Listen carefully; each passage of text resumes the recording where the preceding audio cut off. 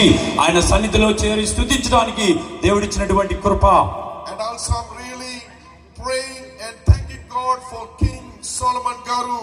May the Lord continue to use him as a great instrument to touch many people's life through his love, his vision. నేను నిజంగా దేవునికి ప్రార్థన చేస్తూ ఉన్నాను. King salmon గారిని ఇంకా దేవుడు ఆయన ముట్టి ఇంకా బలపరిచి ఆయన ద్వారా అనేక మందిని విధంగా చేర్చి దేవుని స్తుతించడానికి ఇచ్చినటువంటి కృపను బట్టి నేను ప్రార్థన చేస్తూ ఉన్నాను. God has given King Solomon Garu a great vision, great heart, big heart to do all these things. దేవుడు కింగ్ సాల్మన్ గారికి గొప్ప హృదయాన్ని ఇచ్చాడు, గొప్పగా ఈ యొక్క పరిచర్య చేయడానికి శక్తినిచ్చాడు. Let's all pray that God may use him in a mighty way.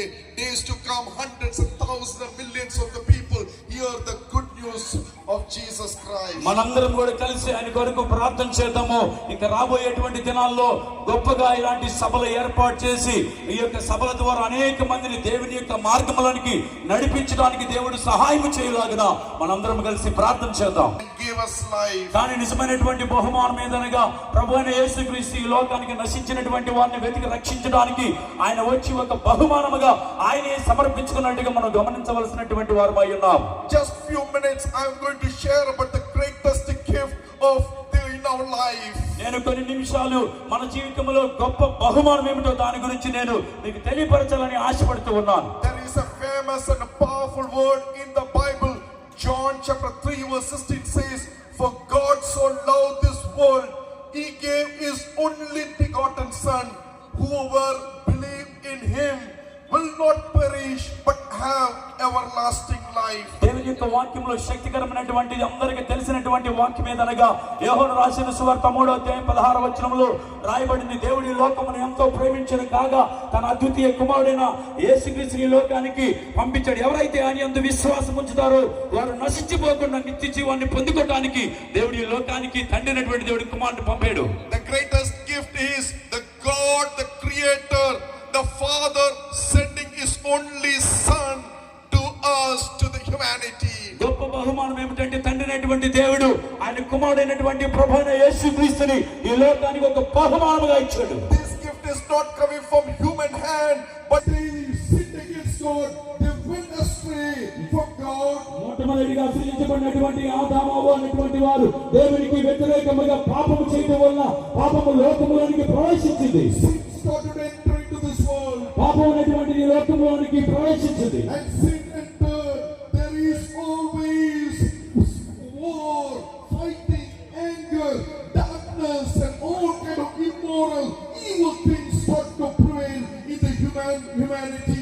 ఎప్పుడైతే ఈ పాపము సంభవించిందో ఈ లోకములోనికి వెళ్ళడానికి ఆయన రక్తము చిందించబడినట్టుగా మనం చూస్తున్నాం. So God sent his son Jesus into this earth. అందుకనే తండ్రి అయినటువంటి దేవుడు ఆయన కుమారుడైన యేసు ప్రభుని ఈ లోకానికి పంపించాడు. To give us life and everlasting life. మనకి జీవం ఇవ్వడానికి, అంతేకాకుండా నిత్య జీవం ఇవ్వడానికి ప్రభువైన యేసుక్రీస్తుని ఈ లోకానికి పంపించాడు. Why he said? Because he loved us so much. ఎందుకు ఆయన తండ్రి అయినటువంటి దేవుడు ఆయన కుమారుని లోకానికి పంపాడంటే దేవుడు మనల్ని ఎంతో ప్రేమిస్తూ ఉన్నాడు. He loved us so much ఆయన that we ప్రేమిస్తున్నాడు. should not perish. ఆయన ప్రేమిస్తున్నాడు మనల్ని, మనం నశించిపోకూడదని ఎంతో ప్రేమిస్తూ ఉన్నాడు. ఆయన His own beloved son, he came into this earth. ఆయన సొంత అద్వితీయ కుమారుని లోకానికి పంపించాడు.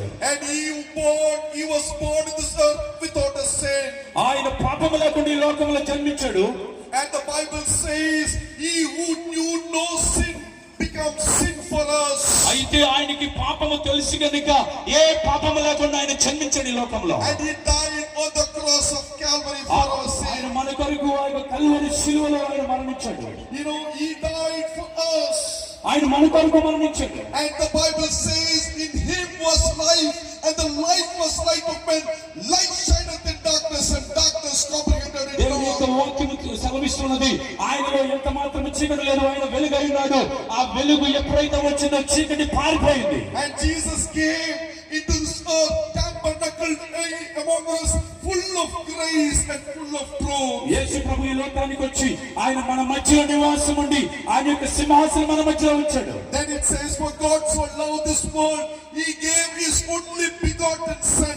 Whoever believe in him అందుకని వాక్యం సెలవిస్తుంది, దేవుడు ఈ లోకముని ఎంతో ప్రేమించాడు కాగా తన అద్వితీయ కుమారుడైన యేసు ప్రభుని ఈ లోకానికి పంపాడు. ఎవరైతే ఆయన యందు విశ్వాసం ఉంచుతారో వారు నశించిపోకుండా నిత్య జీవం పొందుకుంటారని వాక్యం సెలవిస్తూ ఉంది. It says, whoever believe in him. వాక్యం సెలవిస్తుంది, ఎవరైతే ఆయన యందు విశ్వాసం ఉంచుతారో. It is not for only Christian people. ఇది ఓన్లీ క్రైస్తవులకి కాదు, It is not only for Hindu people. ఇది హైందవులకి కాదు, It is for everyone in this earth ఈ యొక్క భూమి మీద ఉన్నటువంటి ఎవరైనా సరే విశ్వసిస్తారో, who are believe in him. ఎవరైతే ఆయన యందు విశ్వాసం ఉంచుతారో. That Jesus came into this earth యేసు ప్రభు ఈ యొక్క భూమి మీదకి వచ్చాడు, and he died for my sin. ఆయన నా పాపం నిమిత్తం మరణించాడు. And third day he resurrected. మూడో దినము ఆయన తిరిగి పునరుత్థానుడై తిరిగి లేచాడు.